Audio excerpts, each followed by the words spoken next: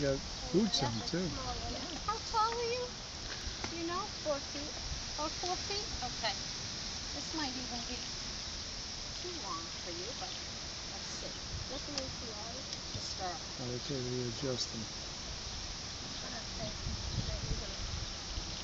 If it's long, we'll just wrap it, okay?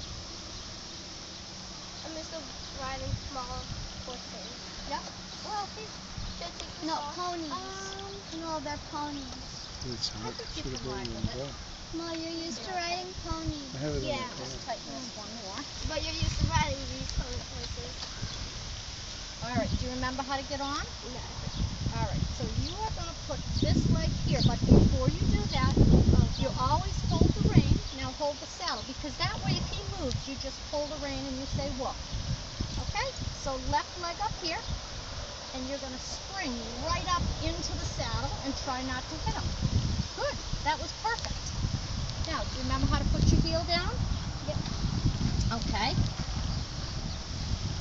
Now, let me see. Wow, you're a lot taller than us now. There you go. Call that total Let's sound. hold the reins correctly. So you always look over it. You always go over the reins. So if you did this, like your knuckles were going to hit,